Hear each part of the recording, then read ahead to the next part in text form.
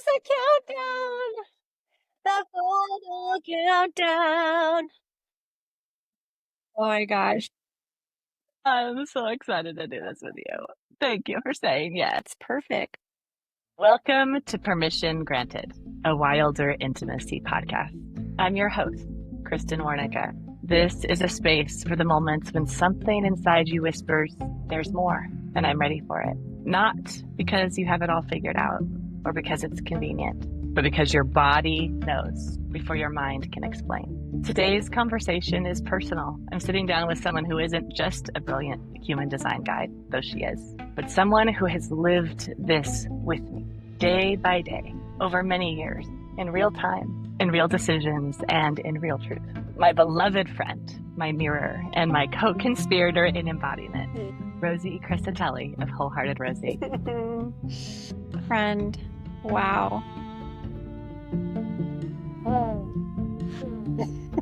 Yes, the deep breath. It's already so good. Yes, the smile that's like already hurting my face. I'm so happy to be with you. I'm so happy to be here with you. It's fun to be face to face because so much of our friendship is on the phone Yeah. and Telegram and all of those things. So here we are together in this space to share about something we love together. So let's start out with this. This is like a through line in both of our lives and work. When you hear the phrase permission granted, what does that mean to you in the context of human design? Gosh, what a great question. It just creates space. Like it's that exhale. That's what it is. It's that. It's the it's that. It's the settling. The mind quiets, the body softens. It's that. Truth. Yes, yes, yes. So you were the first person who introduced me to human design many, many years ago. Yes. And it's become very popular, and yet I feel like so many people misunderstand just like what it is and how it functions. So human design is all the rage. It's all over my Instagram at least. And you were the person who introduced me to it many years ago. And I credit with being my deepest teacher in this space. But for folks who are brand new, would you please explain just like what is human design and why do we care? Yes, it's funny because I have now completed my first 7-year cycle with human design, which is one of the tenets of the science of differentiation. That's what it's called. It's called the science of differentiation.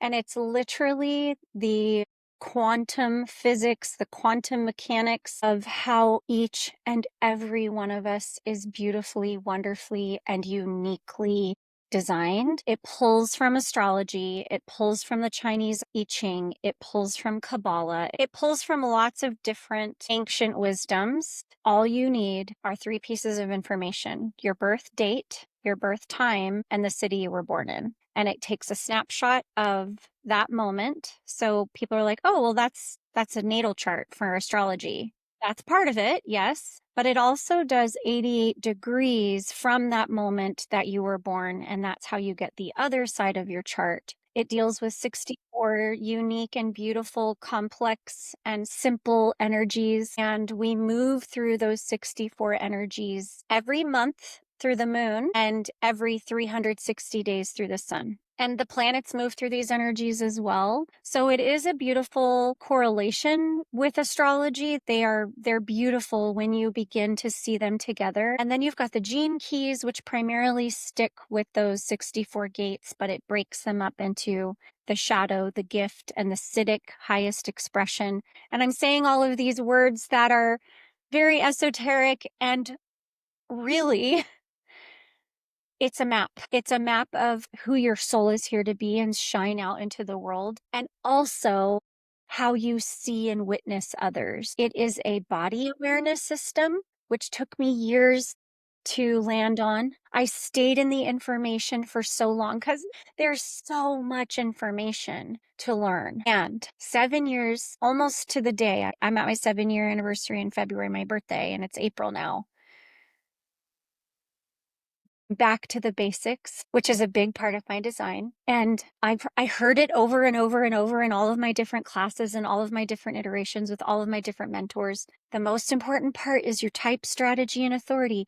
But everyone's like, but what about the profile lines? And what about this? And what about that? And what about my variables? And what about my business? And how do I do this? And now back to the basics. And now I really just stay here for myself and for my client, really helping actually embody and allowing the information. We all want the information our mind wants and needs to understand. And the work is when you drop it down into the body and really start practicing witnessing the monkey mind and the stories in the mind and the old patterns and the things that are not ours that were woven into our DNA. I think it's so beautiful that you explained all of that. The way I have experienced human design through your teaching and our living it out over 7 years together is this unique fingerprint, right? I'm not just a firstborn female who's a Leo or a type 4 in Enneagram, for example. When I look at my human design chart, I understand all the depth and nuance of me. And there is not a single other chart in the entire world that looks like mine exactly. That's right. And that's pretty incredible, like really, really, really special. So we'll get into those basic strategy and authority in particular, because just that changed my life and made me see what was right about me. Please say that again, friend. That's the gift of human design. I was like, oh, this is what's right about me. This is what I do. This is how I be. I need more time to make decisions. So let's actually talk about that. Yeah. Things that you helped me understand about me. I'll just start there and then we can kind of roll it out to the larger human population. A few of the things I learned were right about me is I have an emotional wave. I am an emotionally defined human and I have ups and downs. Yes. And it takes me time to arrive at neutrality, to really come to a place where I've felt the highs and the lows. And the permission that you gave me was wait for clarity. Don't decide in the high when everything seems so exciting. Don't decide in the trough when everything feels terrible. Ride out the cycle. And for me, on a big decision, there may be a few ups and downs. My husband knows this. Yes. He knows on the big ones. I need some time. And to know that making decisions with my head, pro con lists, prioritization, those bring me satisfaction. That's not where my truth is in my cognition. My truth is in my body and in my emotions. So those are a few things. Also, that I'm made to do really deeply satisfying work. Yes. And when I'm feeling glowy and satisfied and filled up, that means I am in my lane doing what I'm supposed to do. And I didn't have that sort of success cue or that, like, oh, I'm starting to get frustrated. I need to come back and reset. Or, oh, I'm feeling really satisfied and full here. This is good. Keep going. Yeah. All right. So let's talk strategy and authority. Yes. Take it away. Oh, my word. First, let me just say thank you. I'm emotional hearing you say that because it has taken time for you to get so clear.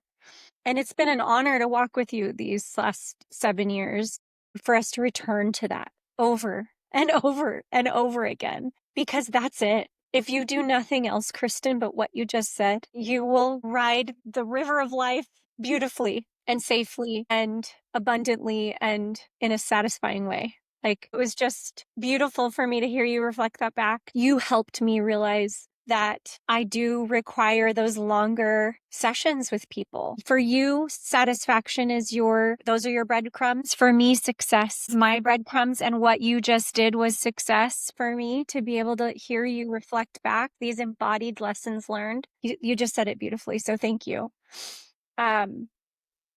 Yes, your type will be connected to your strategy. And then there will be some difference in authority, but type and strategy are intimately connected together and should be understood together. And the basics are where it's at. Yeah. And knowing that I'm made to wait for invitations or to recognize when invitations are correct for me has also been such a gift. So let's start with those two things. Why don't you kind of explain human design world? I know people can go find this other places, but no one teaches it like Rosie does. So there are four primary types in human design: the generator, the projector, the manifester, and the reflector. And there will be people that are listening that are manifesting generators and are like, what about us? Manifesting generators are generator types. Let me say that again. There's so much information out in the world now, and people are very excited about it. Manifesting generators are generator types. Generator types are here to respond with yes and no. And like, honestly, that's it. Yes, there are so many extra nuances, but when you just stay with checking in with your body and your yes and your no. And it's so funny because I started with human design and then I found somatics, like the science of feeling and being aware and attuned to the sensations in your body and the wisdom of your body. I'm sure you have. How would you define somatics? I know you are also a somatic specialist. Yes. Yes, wonderful. So I started with the information just up here, up here, up here, gathering, gathering, gathering, not ever feeling like I knew enough. Even the information was like generators will lean forward for a yes and they will be repelled for a no. And I was teaching these somatic tips before I even understood soma. But that was correct for you because you have a primary one in your design. Yes. Anyway, Thank you. we'll get off track if we actually get way deep into it. But that was correct for you to learn the function first, the depth of wisdom and information Yeah. as a type one that you go through to be able to teach means you know double or triple what a lot of other people do Mm, because you want to get it so right. thank you. Thank you for that.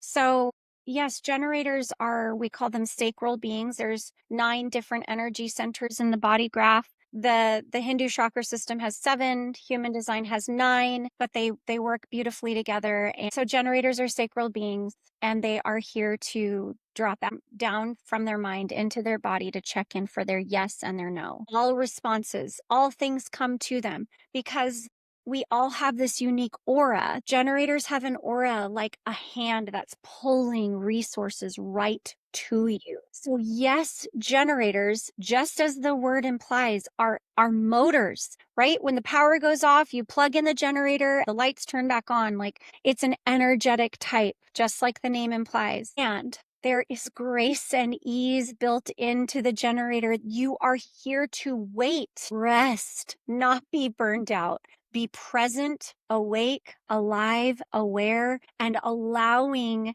this aura to pull in people, opportunities, invitations. The sky's the limit, jobs, connection. And you get to just check in. Yes, this is a yes. This is a no.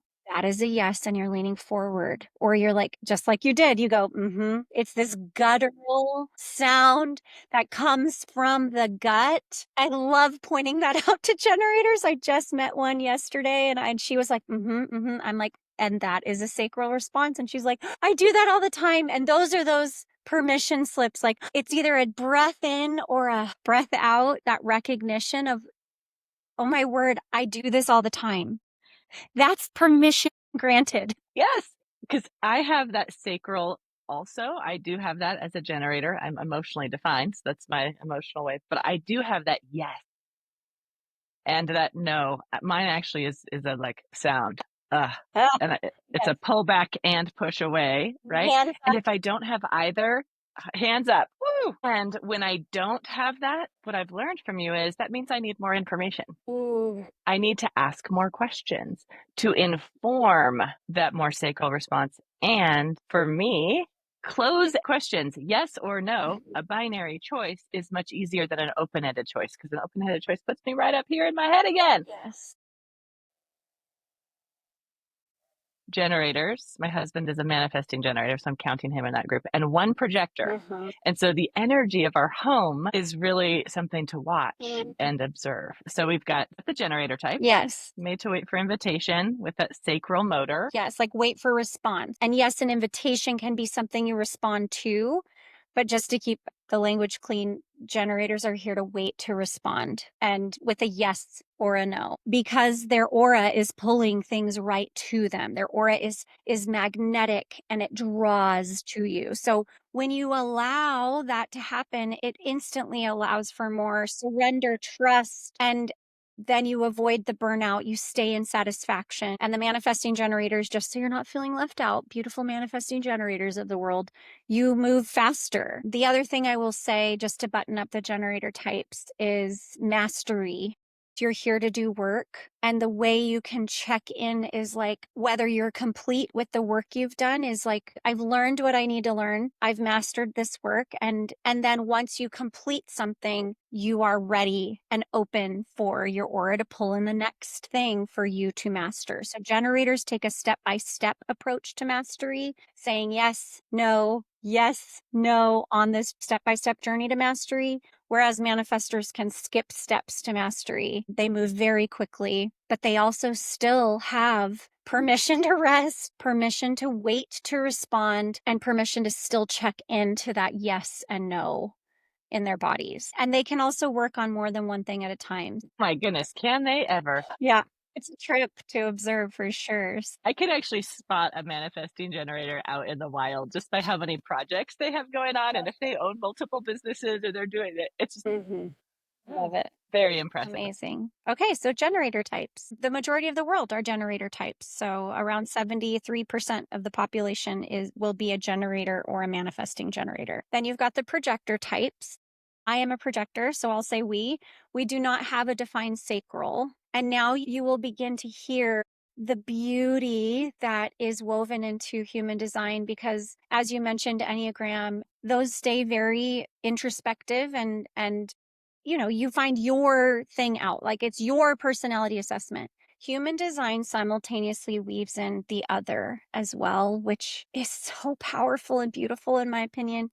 So projectors do not have a defined sacral. So we take in that life force energy that generators are sending out into the world, and we instantly know whether you are working in a satisfying way or whether you're burned out and frustrated. And then we usually have lots of input on how to help you get back into satisfaction. Every generator definitely would benefit. So projectors are here to guide and direct energy, primarily for the generators of the world, but not exclusively. Projectors' aura, it can be like bright and penetrating. So just like the name implies, a projector, like a lighthouse or a movie projector. Like it's dark all around, but the projector is playing a movie in the dark. We are here to shine into shadows. We are here to shine into the storms. We are not doing the work. The thing that I have to tell this story every single time someone invites me to share. I have a tattoo of a lighthouse on my forearm that I got years before I learned my human design, pausing for effect, because I had someone see that in me. Like she spoke over me and said, like, Rosie, you're out. I can see you as like a rescue boat out, literally buzzing around, trying to pull people into the boat to save them. And they're pulling you into the water and you're drowning. You're meant to be a lighthouse on a rock, solid, shining your light, and everyone can get their own boat into safe harbor. They drive themselves and you guide the way. She spoke that over me years before I knew my human design, and I got the tattoo literally the next day because I felt so deeply seen in that moment. And that's exactly it. Projectors do not have a defined sacral. We do not have that generative motor that is consistent. What we do have is a penetrating and bright aura that shines into the other. But because it is so penetrating, it can feel invasive, intrusive, too much. I'm using air quotes. So we must wait to be seen, appreciated, and then invited. Generators must wait to respond. Projectors must wait to be seen, appreciated, and invited, because our aura is just I see it like the headlamp, like when you're camping and it's that LED light that's just so bright. And someone asks you a question, you turn around and they're just like, whoa, I can't turn that light off. It's so bright. So my analogy is people who want my light came with rosy sunglasses, and they see me, they invite me in, and my people are ready to do their deep shadow work because I don't even play with my ability to shine into the shadows. And so, yeah, it's there are so many different types of projectors, which when I zoom out and look at the model and the mechanics of it all, I'm like, it's beautiful. You can have 5 different types of projectors. And that just feels so beautiful that the majority of the world are generators doing work. Then you've got 20% of the world are projectors guiding and directing that energy. And then we move on to manifestors, which are 8% of the population. And they are amazing beings. They're the only design type that has an aura that doesn't need an outside stimulus. You can feel a manifester in a Yes, they are wired for impact. They have this aura that there's this rap song is from Ludacris and it's like move, get out the way. I'm gonna not like say expletives, but it's literally like move, get out of the way. This needs to be done. This needs to be initiated. This needs to be started. Again, festers are non, they do not have a sacral, but they are here to inform and initiate. And it literally pushes people, things, obstacles out of the way for impact. I literally got this picture of a bulldozer as you were talking, and not in a necessarily destructive way, but as a like, we're going to move these obstacles, we're going to get stuff done. Yeah. Yes. Yeah. But not do the doing. Just inform. Yeah, they're blaze the trail or actually just tell people like, it is. Yes, yes. And so they get direct downloads from on high on what needs to be informed and initiated. So it's not like the projector and generators have this very complementary aura. They work beautifully together where like the lighthouse is shining and the generator's like, I'm stuck in the storm, help. And, so the lighthouse just shines and the generator gets themselves and their own motor into safe harbor. But the way I see the manifestor is like the harbor master, like telling everyone, this is your slip. You can go now, telling everybody what to do. And their impact is so great that it can be destructive. So for manifestors, Especially if they don't know that they need to inform, they can really piss people off. yes, they can bless. It really helps to understand human design so you can be more compassionate and appreciative It's true. of manifestors. It's true. I am Yeah. married to one, so I can attest. Yes. It truly is remarkable. Yes. And then the last type are reflectors, and they're like less than 1% of the population. Beautiful humans. I've had the blessing and honor to meet several, and they are, again, non sacral. They have all 9 centers undefined. So we've talked a lot about the sacral because it defines a whole type and the majority of the population. Reflectors have every single one of those 9 centers undefined, meaning they're sampling everyone's energy and they're also sampling the energy of the stars. Like they are lunar beings. The other 3 types are solar beings. We are very tied to what the sun is doing, how the sun is moving, what energies the sun is moving through. Reflectors are lunar beings. They're very cyclical.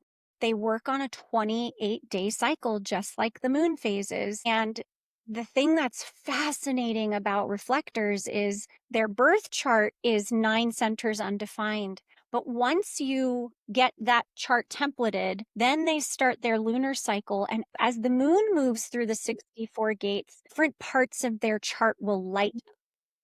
And it becomes a consistent pattern for them. So I just had the honor of doing a reflector reading last week, actually. And it felt so sacred and special to sit with her and be like, these are the days that you have more energy. These are the days that you will be more vocal.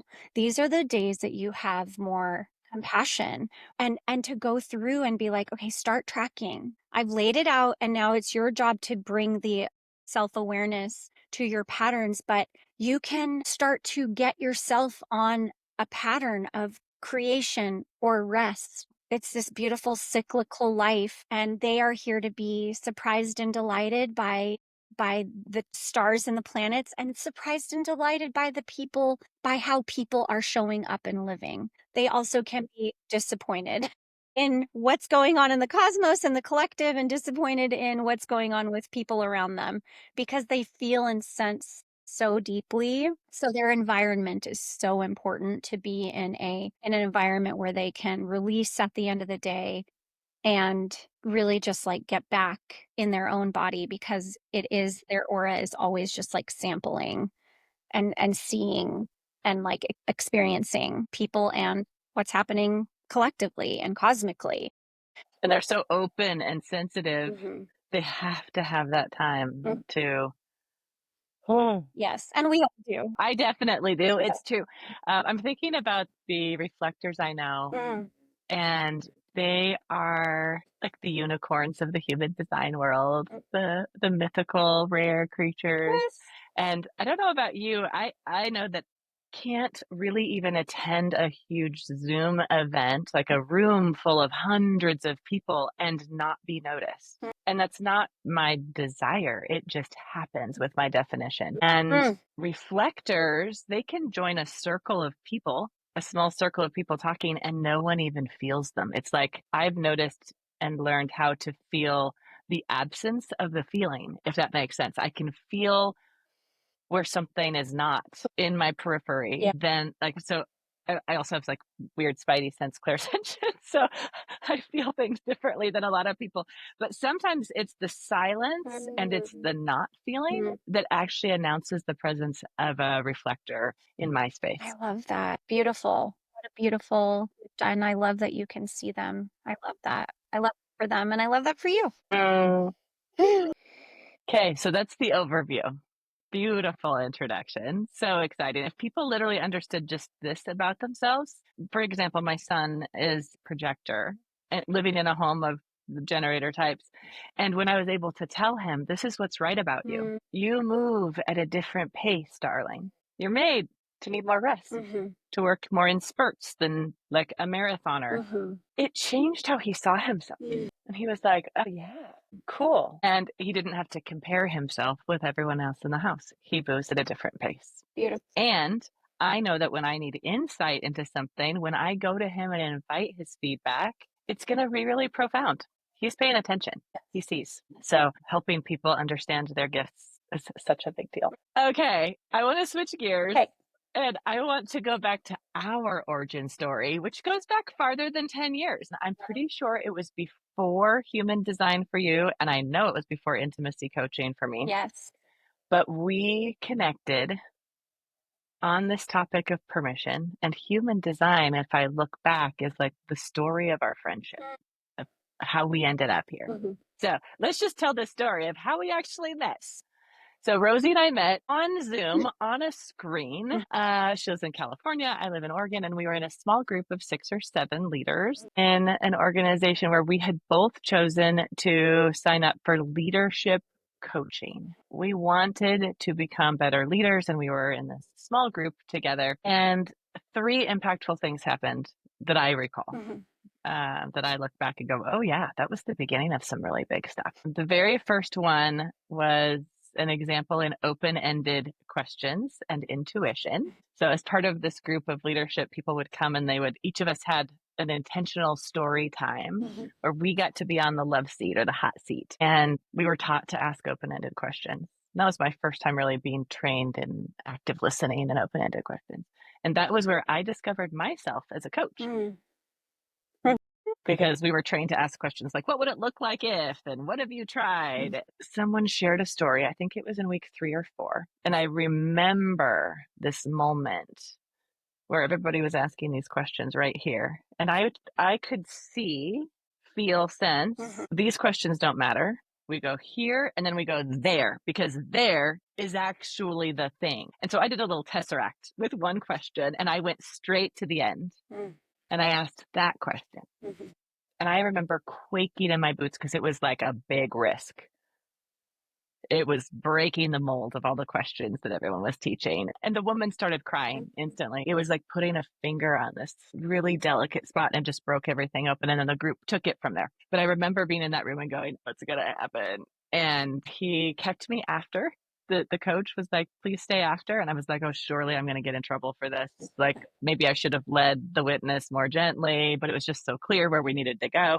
And he offered me a job on the spot. He said, you need to be a coach. I want to train you. Will you work for me? Yeah. So that was the beginning for me of coaching. 11. Yeah. And I ended up saying yes to that opportunity, and that started my whole path. But what I remember about you, I think this was in week 6 or 7. We had done some sessions together, and I loved your energy, your warmth, your vibrance, and your deep ability to be present with people. I was like, she's awesome. I remember thinking that. And then you said to me at one point, I don't remember how this happened, but you literally just made this bold statement. You said, we are going to be friends. Yep. Yes. I was like, okay, yes. Yeah.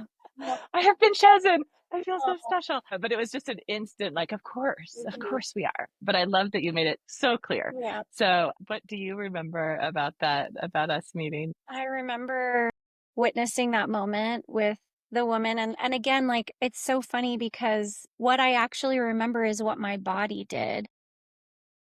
You asked that question, I remember like leaning in to watch. And then, like, as she broke down and had her realization, then my body was just like, whoa. I leaned in to watch the moment. And then it was like, you handled that situation. And it feels so sacred now to know that I was there to witness this moment that put you on the path that you're still walking. And it was one of the chapters, but I was there to witness that. And I think, of course we bonded over our shared lived experiences, high demand religion, and there is some camaraderie there of someone that can understand and really see you in that, because that's part of the story that we both were telling, is like, no one's ever going to understand me. No one's ever going to understand this. And for you and I to both be like, wait, so you didn't grow up watching movies?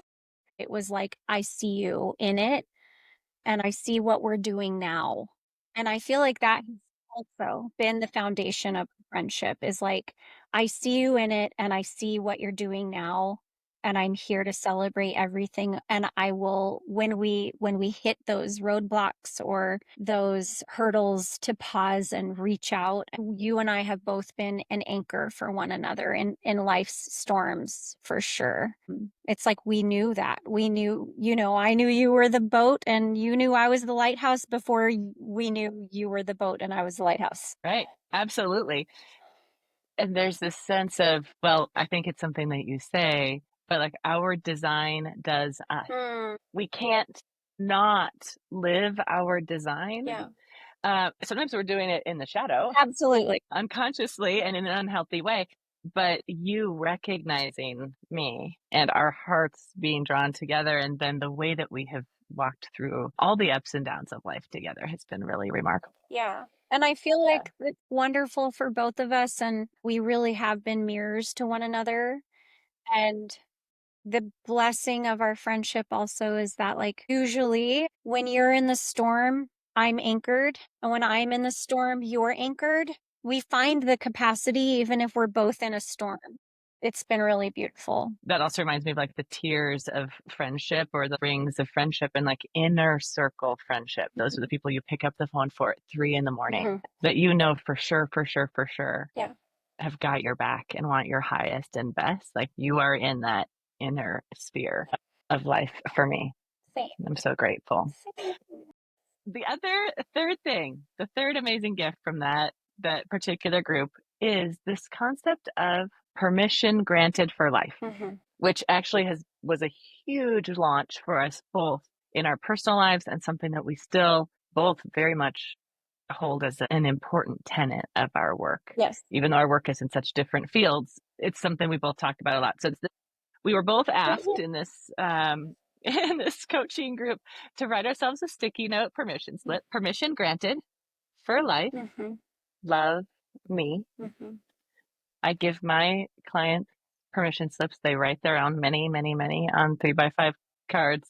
through the course of their work with me. And both of us are living permission slips to other people in different ways. Me in the area of romance, intimacy, sexuality, pleasure, and partnership, and you through human design. So let's talk about what that experience was for you, because you also have another story with permission granted in terms of one of our mutual Saint Brene Brown. I think he got it from that book, if I remember correctly. So again, to give credit where credit is due, Brene Brown introduces that concept of permission slips in Daring Greatly, which is a book that went like wildfire through our community and at the right time. That's my other tattoo on my other arm is Wholehearted, and that's my brand. I've built my whole personal brand because that book was such an impact. The permission slips from that book, the term wholehearted and describing it, and the concept of everyone is doing the best that they can with the tools they've been given. Those are the three gems from that book that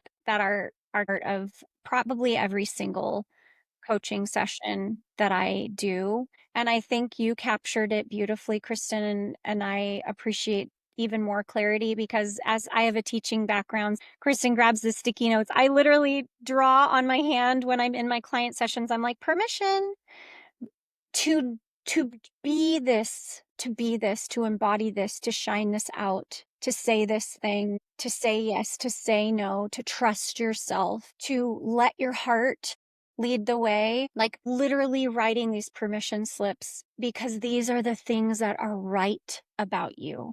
I feel like that's the anchor, that the through line for both of our work because, obviously intimacy coaching, you go to the deepest depths of people's essence and what is passion and desire for them? What is their yes? What is their no? And for me, these are all of the things that are right about you. Permission to speak and be heard, permission to be certain, or permission to not be certain, permission to let go of certainty completely, permission to, again, trust yourself, trust your intuition, permission to climb into bed with people, climb out of bed with people, like, with your channel of intimacy. It's been so fun to watch you.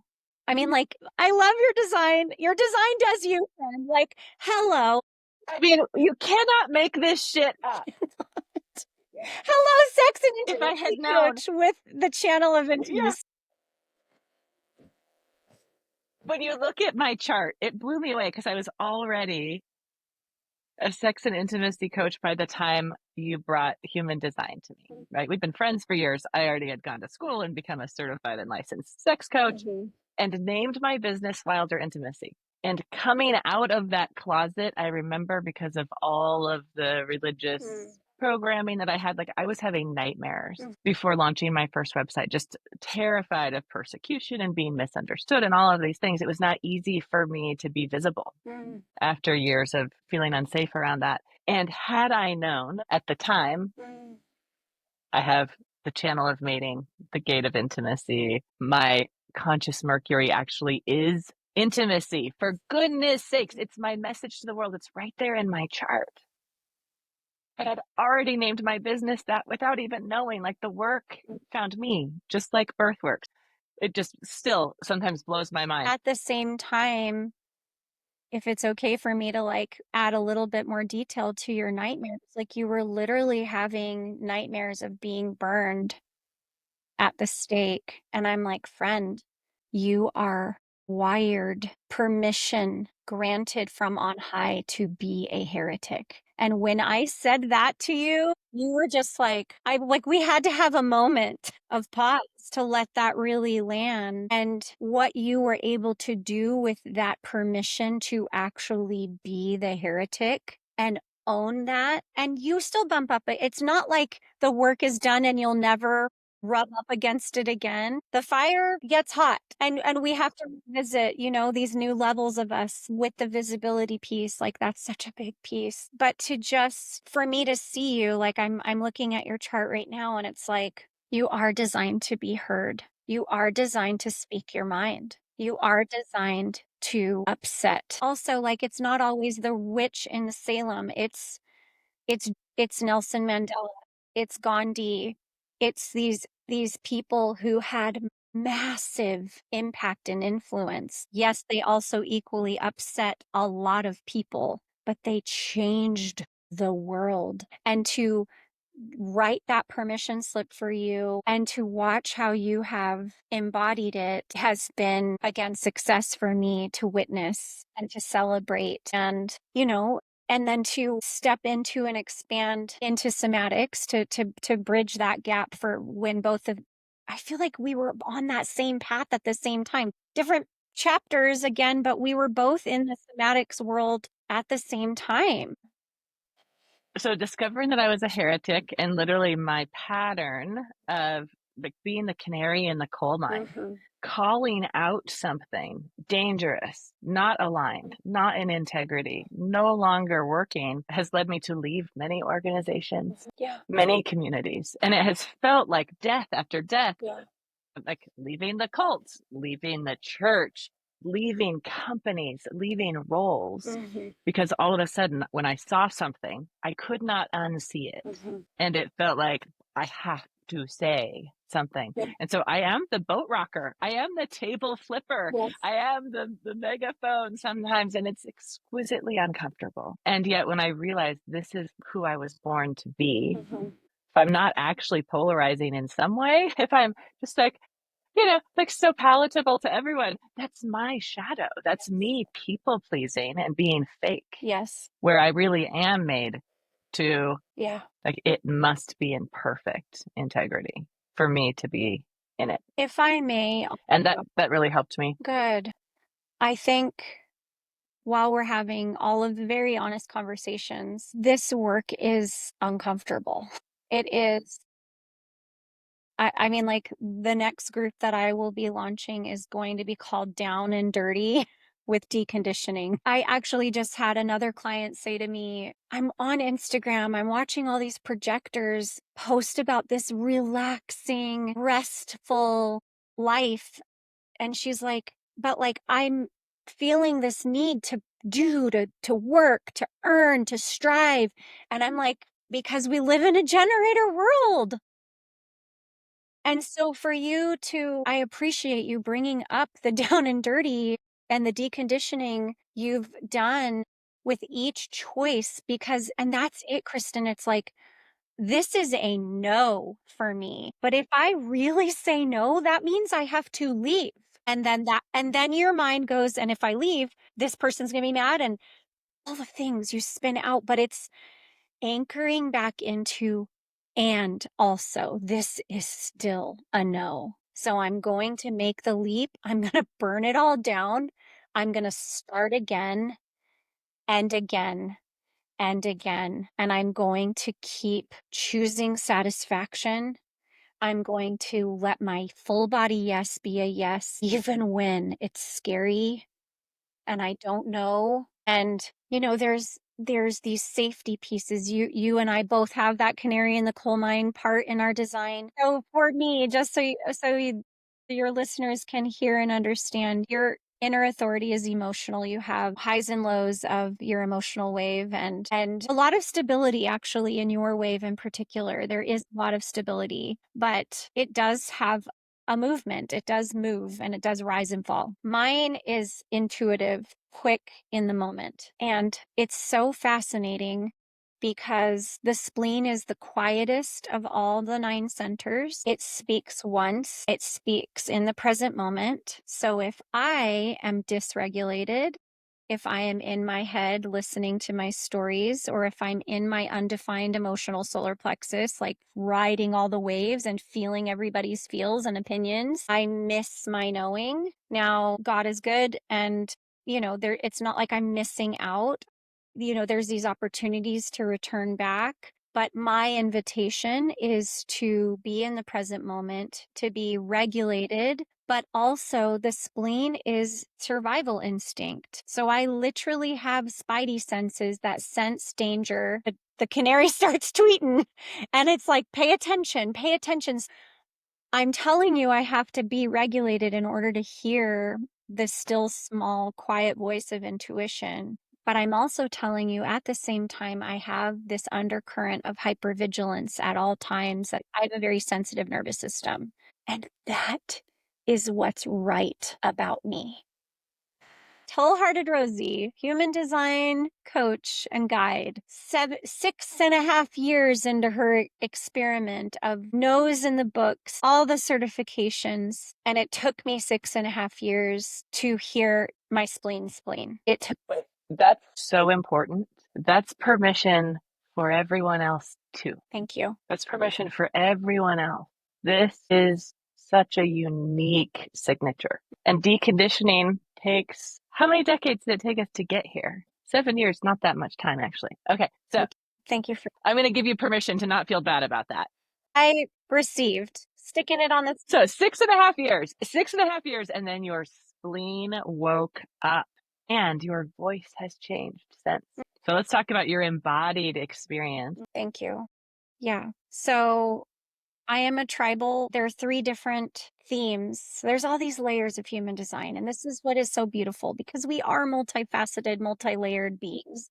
And human design is right there, helping you see, recognize, accept, acknowledge, celebrate these different parts. So I actually have, there's 3 themes: individual, which is all about empowerment; tribal, which is all about support; and collective, which is all about literally like big picture impact. Let's change the whole world. So the individual one-on-one person, the small group, and then the larger big picture. Those are the 3 themes. I have one of each, actually, but my inner authority is tribal. So my spidey sense, my spleen, when it spleens, it is connected to support. It is connected to my humans. It is connected to safety, security, and just like an alertness. You know, Kristin and I, our faith has evolved and changed so much. And also, I still am just like, there is order in the chaos, and there is this, and that is what I do know. So my daughter was in Los Angeles, brought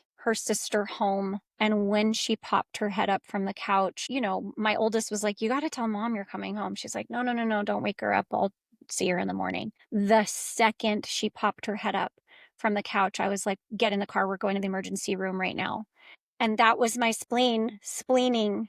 And my husband, as we mentioned, is a manifester, an officer in the Navy, very strong, tactful, powerful design. He was like, "Give her some ibuprofen." And I was like, "No, I'm taking her right now." And I'm not sure I've ever spoken to him that way. So there were just these things that just turned on in me in that situation. And that is what I needed. But that was the moment that I needed to get out of my mind and into my body. And that woke me up to, this is the work. And I don't wish these horrible, hyper vigilant fight or flight moments, but that's what I needed to drop out of my head and into my body. But it woke me up to know what it felt like to let my spleen. I had already had my somatic trainings. I've already had my human design certifications, but I needed that moment to just wake up and embody all of it. Then I had another experience with my other daughter, more confirmation, more embodiment. And then I had that moment with the car that just happened Super Bowl Sunday. And then now I have the smaller moments of like my spleen is spleening. I actually experience it the most when I'm in a one-on-one coaching situation or like in my group containers when I am present, my spleens. And now I have this clarity around helping people get to their moment with hopefully without all the drama and trauma involved. Well, you make it easier for people, right? You make it easier for them to know what to listen for, what to look for, and how to recognize it in themselves. Yes, thank you. So there we go. There's that story.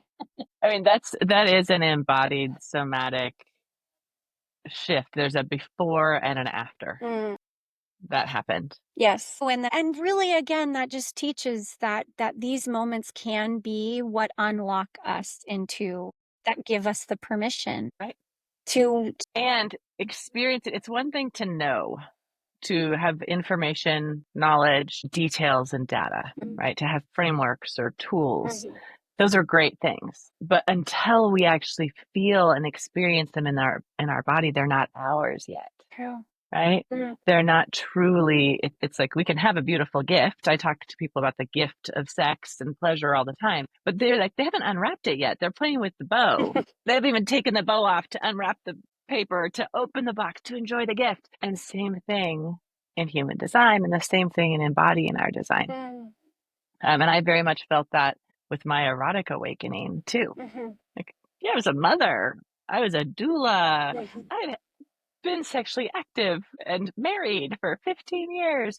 It wasn't until I had my erotic awakening with a somatic hair pull that unlocked my like kinky design in myself that I was like, oh, I get it. Oh, look, like this body, I had no idea what was possible. And so sometimes it's like it's finding the right key Yeah. to unlock something, Yes. right? And so I have that aha moment with people all the time in their relationships Love. and in their connection with love and partnership, in their relationship with their own body Yes. and with their partner or partners, Mhm. when all of a sudden they go, this is who I am. Oh, this is what lights me up. Or, oh, this is the thing that has been blocking me for so long. It's gone. Yes.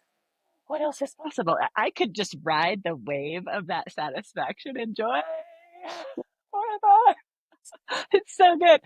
That's I call that the dessert of coaching when we really Mhm. see it land Mhm. and become embodied Mhm. in people, and you get that satisfaction, success. The light bulb moments. I have them in my tutoring also. When I'm not doing human design, I'm a private tutor and I live for those light bulb moments. So I love that you picked like a delicious, sensory, emotional word like dessert. And I'm like, light. Our designs do us, friends. And it becomes these little glimmers of like, there's a little glimmer right there. There's a little glimmer right there. Uh, it really is beautiful work. I'm honored to walk with people that are willing to slow down and so the down and dirty part, just to not gatekeep and be secretive, is the mind wants to call all the shots. Just like you said, it wants the frameworks, it wants the data, it wants the certification, it wants the information, but not until we are embodying. And my husband loves to question all of my sensory words. And I used to take offense, and now I'm like, nope. It's a good practice for me to be impeccable with my word and to make sure I'm explaining myself. So, embodiment, somatics, energetic language, all of these things, what I'm experiencing is once you can actually feel it, and then when you can intentionally connect with it, that's it. Like, that's the work.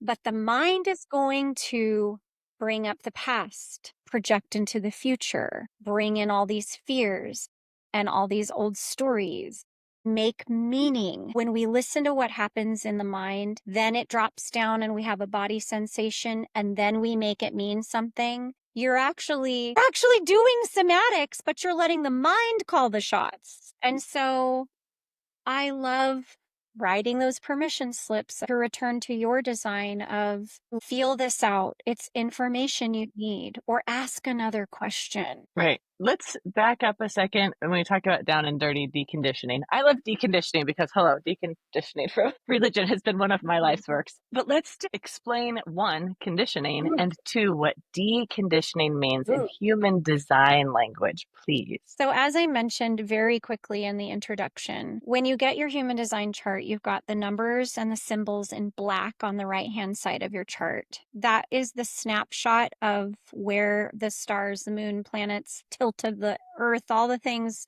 the moon were in that moment you took a breath on the planet. And then we go 88 degrees back when you were in your mother's womb. That is what was woven into your genetics, passed down from your parents, from their parents, from their parents, from their parents. The red side becomes part of our conditioning. What was woven into your DNA, passed down for generations. So that's part of the conditioning. The other part of the conditioning is we have these 64 energies we move through And they do have a shadow side and a gift and a highest expression. And we have the opportunity to go through these energies twice a day for the moon and every 5 to 6 days for the sun. For instance, today we entered into gate 3, the gate of chaos, friends. But April 17th is when we're recording this, just for the record. Yes. And chaos, we've got Aries in 6 different placements, new fire, new beginnings, and new life. You were a doula. One of your chapters and iterations of life is doula. You know how chaotic the birth process is, how many factors, how messy, how hard, how painful the birthing process is, and the new life that emerges. Ooh, emotions. The new life that is born through the chaos. This is the energy we're in. New beginnings, springtime. So we are conditioned by these energies we move through, and they're invitations to just go within and see, check in. Am I in chaos, or am I using this for creation and innovation? And it is a choice. We do have choice once the awareness is there. You mentioned, like, once I see it, I can't unsee it, because that's part of the conditioning forces, like who you had to be to survive your childhood or early adolescence, adulthood. It's like we put on these roles. That's conditioning. Yes, I was the good, agreeable peacemaker. When you're designed to be. Did you see my little halo?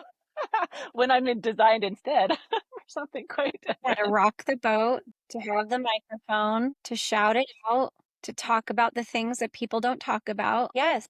Speak about the unspeakable. Yes. And so we bump up against these conditioned parts of us of who we had to be to survive, who we inherited from our parents, and what we experience when we just are walking around on this rock floating in space.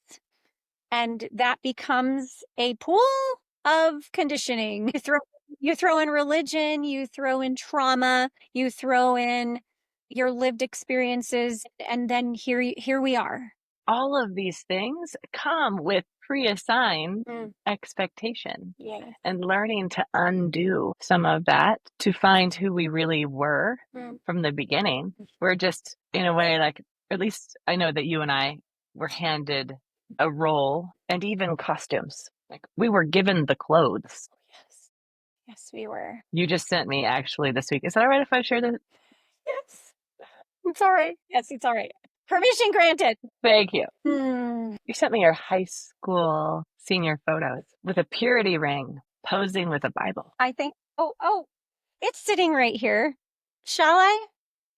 Yes, let's get the close up.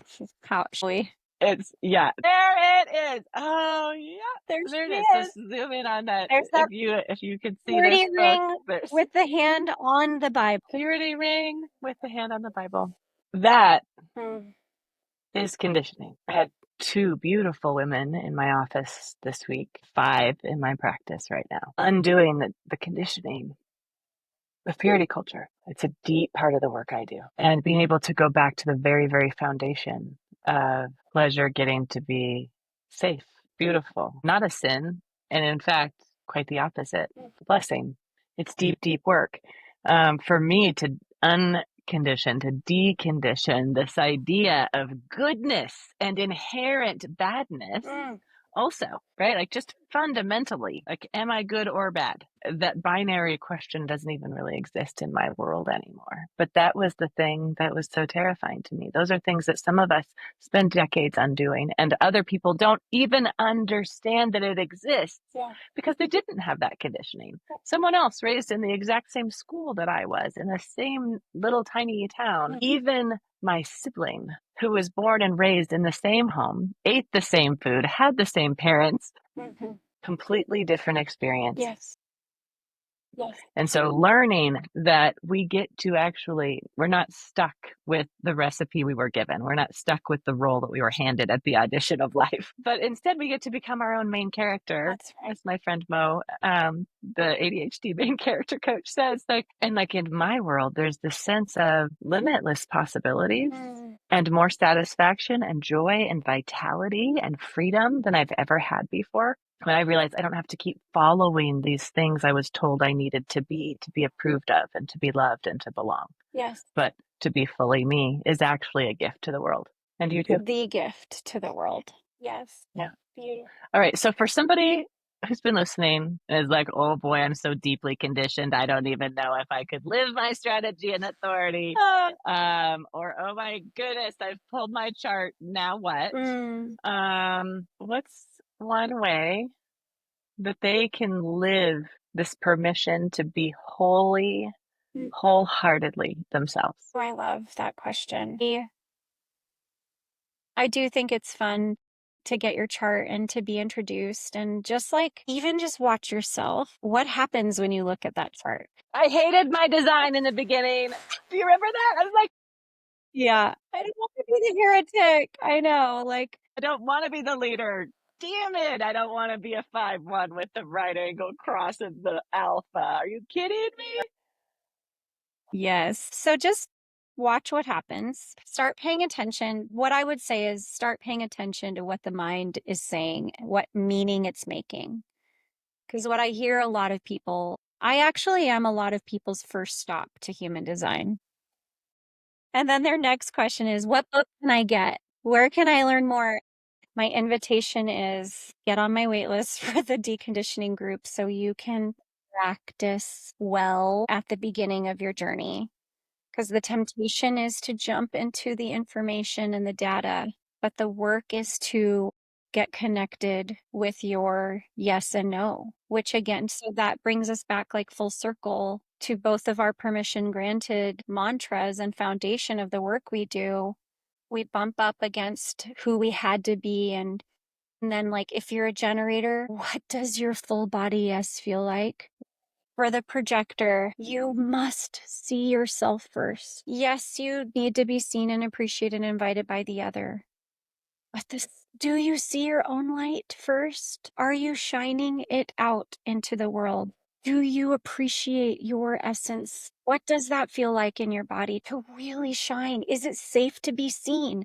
Like to go to these primary foundational questions first. So then the manifester, I love working with manifester women because you actually don't need a fucking permission slip from me. You're the only type but I will write you one. Let me write you one to tell you you don't need one from me or anyone else. I love talking to parents of manifestor children and helping. Why, yeah. Talk about deconstructing something, allowing your child to live their design. Mm-hmm. It's a doozy.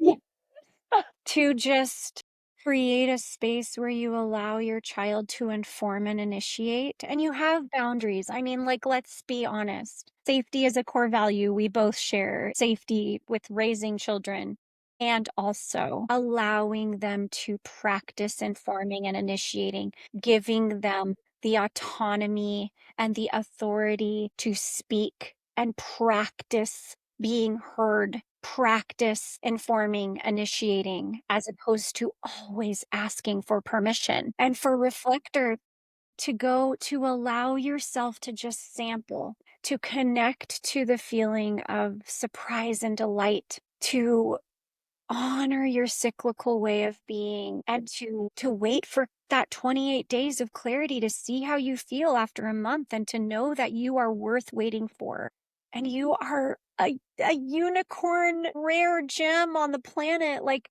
recognize that in yourself. And so it all starts with the self, your yes and your no. That is everybody. That's not just the generator, but yes, also please generate, get locked in with that yes and no. But we all need to get locked in with our yes and no in our own unique way. And it will show up in your body differently than everyone else. So, I just started a podcast so you can start practicing paying attention to what the changes in the energies as the sun moves around those 64 gates. I'm doing my best to keep my episodes to 10 to 12 minutes so that You can get The first two were 11 exactly. I thought that was Right. pretty adorable. I know the first one was 1122, which I mean, like, this is one more senior picture, my basketball number in high school. Like, these things were calling me as, you know, so So the solar transits, let's just talk about how that you took such inspired action mm, to just like make it happen. So please give the name. yes. Your yes. So I literally just launched my podcast yesterday. It is called Solar Somatic Sessions, and the tagline is track the transits, trust your body. So it's back to this is my light I'm shining out into the world because it became the anchor for our embodiment group. Because I was like, okay, we're doing I did about a 6-month run of every inner authority type, really helping each inner authority type really embody their designs by inner authority. And it was a beautiful run. And it transformed from the emotional wave, ride your wave group Mhm. into a solar transit group, then led to you sharing it to the world, not just to our small group, Yes. but out to the world in this podcast. Yes, that just was born yesterday under this Aries new moon, and my intention is to do my part to help with the embodiment of the information as opposed to just the information dump. Like, so again, I'm like, here's your design, here's your profile lines. We didn't get to talk about those, but I love the profile lines. And also to understand how to pay attention to the signals in your body because chaos will feel a certain way in your body. I have a funny little line in the episode that, like, it can swing to anal retention. So I want to be lighthearted and accessible. And it's just a way to practice, become aware, and pay attention to your body. So allowing the information to flow through your body and then connect with it intellectually, mentally. So it's my way of helping people decondition if they so choose. So every 5 to 6 days, I'm signing up for a projector to sign up for this is saying something.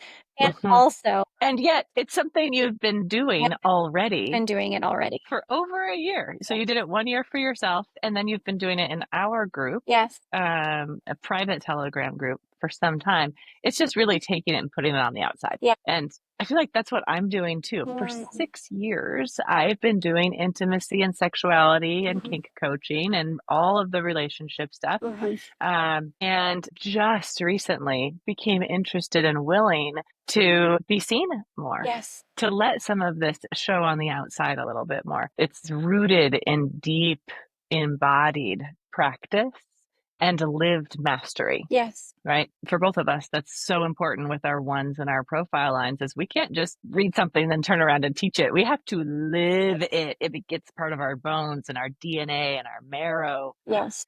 And only then Yes. do we feel truly authorized, where other people are going to be like, yes, I just learned this thing. Let's go. And like, lovely. That's amazing. Yeah, good There's for also you. such a gift to the people who just go start it. And you and I would never feel authentic or Mhm. grounded or confident because we have to have that depth Mm. of mastery and understanding that makes us really phenomenal teachers and speaking from lived experience and authority over time. So, yes, you just launched it yesterday, but you've been living this every day, tracking this, Yes. and helping us as a small group apply it to our individual lives. Yes. Thank you for that. So there's the transit information for the whole world. Mhm. I love looking at that since we've been doing that in the transits group because when I know what the energy is Mhm. of the week, I actually know what's going on with all my clients. I can see the pattern showing up in a multitude of ways. Yes. And I know what is temporary Mhm. or temporarily highlighted, maybe, or amplified. Mhm.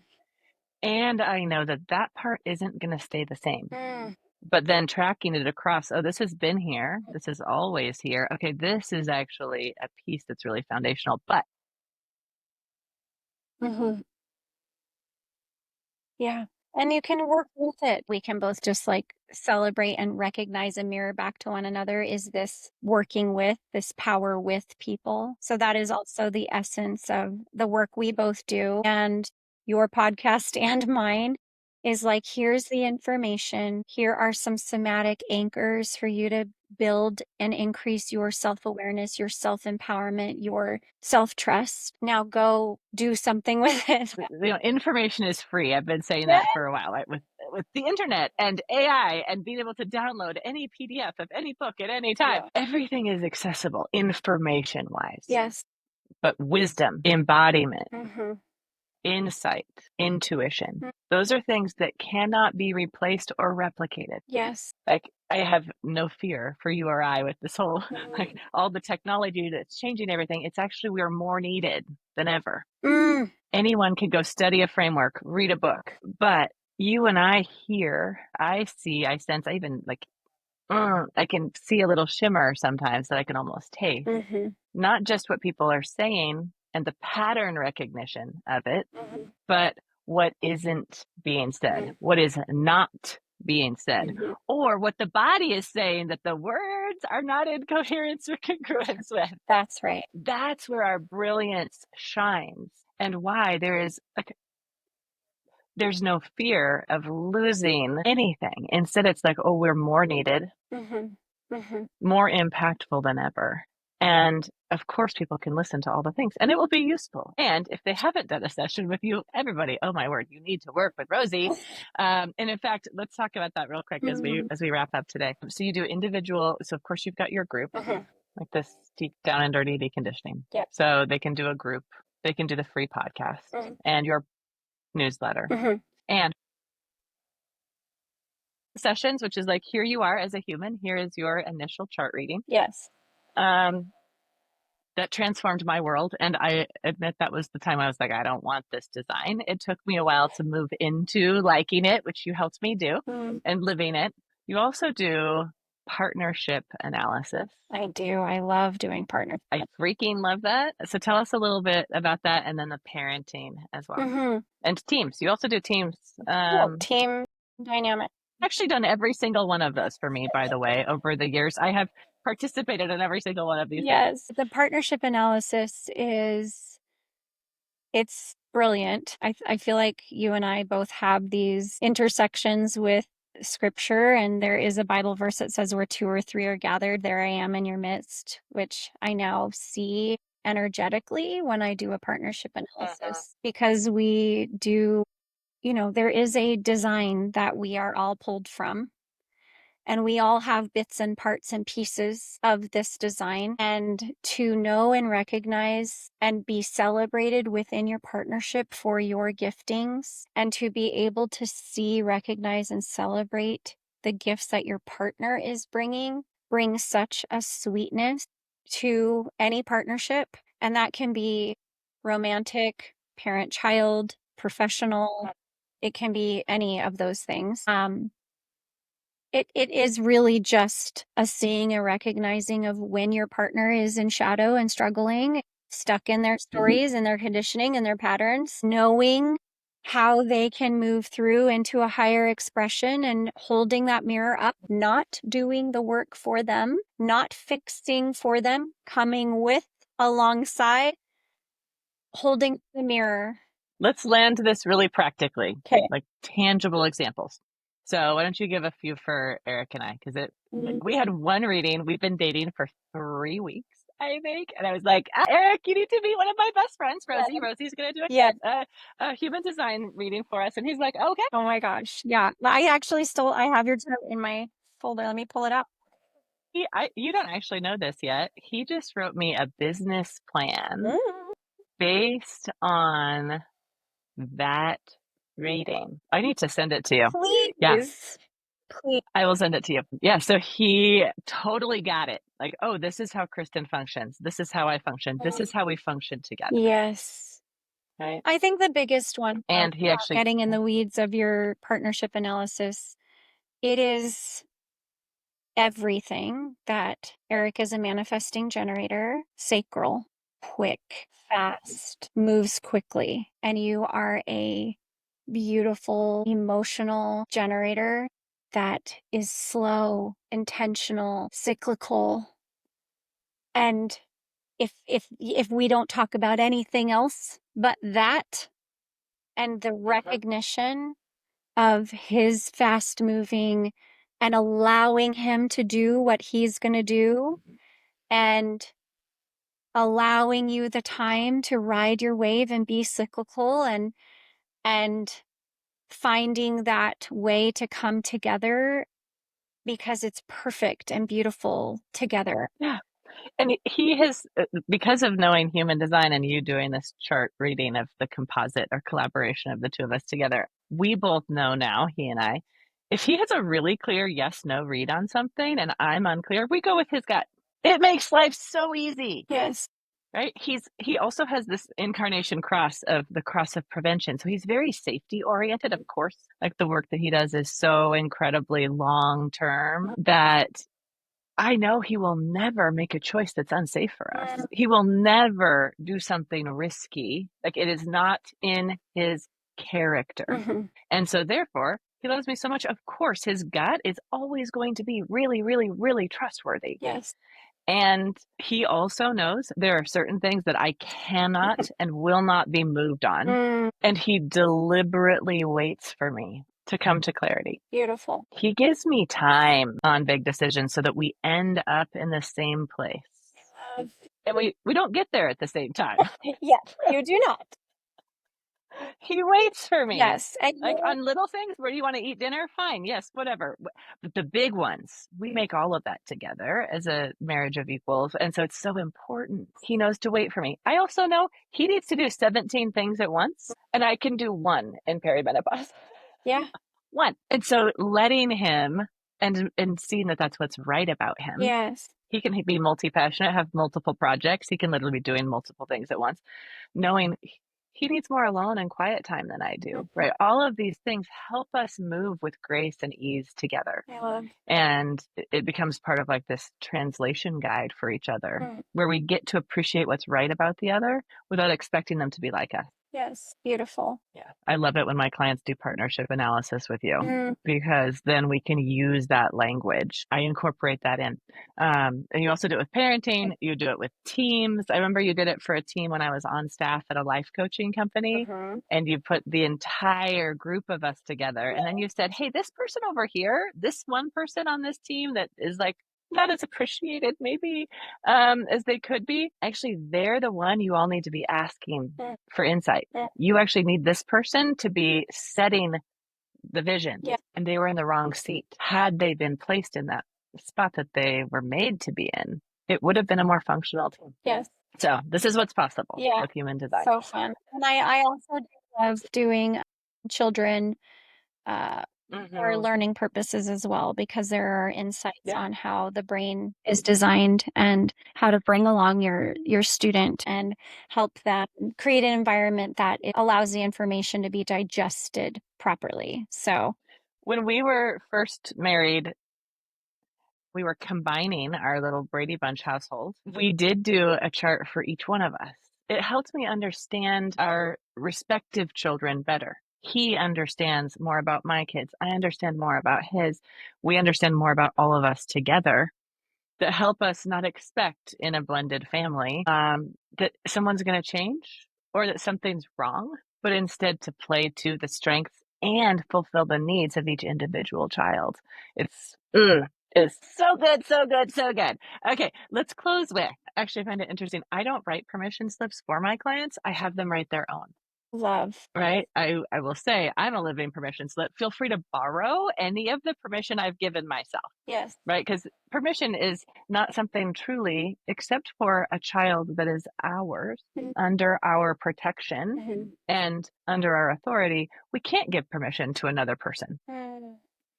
Consent is something that we give to and we achieve and reach together. Consent is a collaboration and something we can give, grant, extend, or create.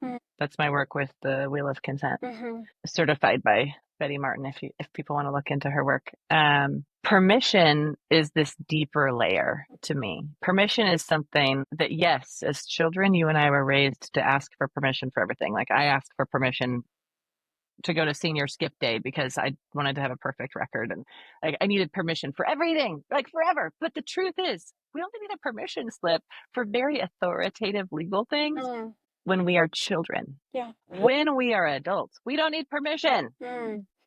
Permission is something we give ourselves. That's how I see it. Permission is something that I, as an adult, give myself that no one else on this planet can give me. I don't need permission from anyone or approval. As long as my husband agrees with it and is supportive, great. That's literally the only person on earth that I really want to make happy all the time. Thank you. Permission for me, the way I look at permission granted and the way that I do permission slips with my clients is they give themselves permission. How can we possibly consent to something erotic, sexual in this embodied space of interacting with other people? People go straight to consent, and consent's important. I'm a passionate consent educator. Yes. But what most people need when they work with me, at least if they're new to this embodiment work and sexuality, they need permission to freaking enjoy themselves. They need to give themselves permission to own their yes. Yes. It starts with self-permission. Then we can go into consent conversations with other people. So thank you for listening to my soapbox. I love it. So what's a permission that you gave yourself, where you went first, that you want to offer to the world, should they choose to pick it up and write it for themselves? I mean, honestly, it's I permission granted to fully be. There is so much like, but what am I going to do? What do I do? It's like I'm finding myself just using the word be. When I'm texting it, I will capitalize the B and the E because it's just, you are beautifully and wonderfully made. And this is it. Just be. And like, like for wilder intimacy, take off all the costumes, throw the mask away. Like, here we are, And I needed the map. I needed the picture. I needed the map because I was so conditioned to be a very specific person. And I was actually literally conditioned to be the opposite of every single part of me, which is, there's this overarching theme in human design that your shadows will come through your undefined centers. But when I tell you that my deepest shadows are in my defined centers, I am holding that for people too, like, which is why I'm shifting into the deep down and dirty with deconditioning group, like where we will go through all 9 centers, because I'm ready to speak to the me's of the world. As a projector, I have 6 defined centers. That's a lot of energy. That's a lot. Yes. Yeah. And so permission granted for me to be bright, big, loud, seen, heard, intuitive, trusting, certain, telling stories, hearing stories. But I was not allowed to be that person, but I am that person. I'm like, so just be. And I still return to my chart and I speak who I am over myself to just remind me to be me. Yeah. The person you were told you were, or taught to be, and same with me, is not who we actually are. Human design brings us back to who we actually are. It's how we be, how we were made in the world. And I see it all the time in the bedroom, right? In relationships. And the more that we accept who we are and how we're made and live in that congruency, it's amazing what disappears and what falls away. Let's end with the final question, because I do want to encourage people to take inspired action, to take not just something they learned here in a cognitive way, but to actually tangibly put it into action. So what is an assignment, an invitation? Yes. Or something where maybe it might feel a little risky, but something that they could go and do in an embodied way. Yeah. Once they've listened to this today. Let's end where we began. And my extra invitation is, please reach out and let Kristin and I both know, what does your full body yes feel like in your body? We want the sensory language. I want to hear what it sounds like. So for instance, mine is goosebumps. When I get like covered, I feel like I can have goosebumps in my toenails. Like when my spleen is spleening and I am I am in the present moment and I am engaged. I'm leaning forward. I have goosebumps. I mean, you heard it throughout this whole podcast. There's like a hum and a breath, a sigh. And so my full body yes is expansive and there's goosebumps, electricity. There's sometimes like wind and my no is squeezed butt cheeks. And sometimes I make a noise like, no, there's a sound.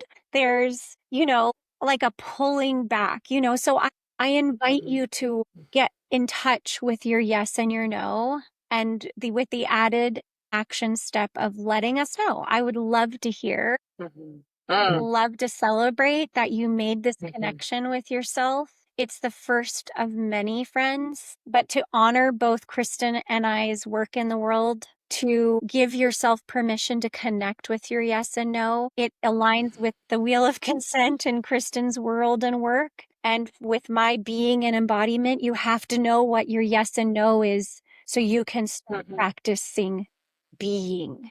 So good, so good, so good. So wholeheartedrosie.com. Thank you, my beloved, darling friend, trusted advisor. Thank you. And sister. An honor. I love to you. Work with you, friend, in all of our chapters, iterations, and eras. Thank you for being here. I'm so excited to introduce people to you, and I can hardly wait for you to come back because I think we need to do a separate discussion just on intimacy and partnerships. But I think this was a really good introduction for today. Thank you. Yes. So thank you. So I invite all of you listening, if you're not driving or doing something, if you are somewhere where you are able to focus, just close your eyes and take a breath.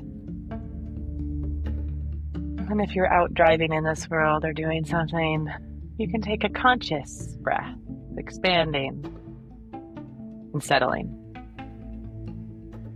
Because there is a moment in every life where permission isn't something that someone else gives you, but something that you take, something you give yourself. Not loudly and not performatively, but often quietly in your body. And we've talked about some of that today. The moment you stop overriding what you feel. The moment that you tell the truth, even if it's just to yourself. The moment you choose to trust your own timing. That's where everything shifts. So something in this conversation with Rosie moved you. Notice where. Not the idea that you liked or the insight you agreed with, but the place in your body that said yes. Follow that and trust it. That's your next step. So you can find Rosie at wholeheartedrosie.com, where human design becomes something you actually live, not just understand. And if you're ready to go deeper into truth, into intimacy and relationship work, that's the work I do. You can find me at wilderintimacy.com. This isn't about fixing yourself. It's about recognizing what's already right about you, giving yourself permission to be who you fully are, openly and without apology, fully expressed. Thank you for being here. We'll see you next time. And for now, permission granted. Conversations that set you free. Thank you, friend. What a gift.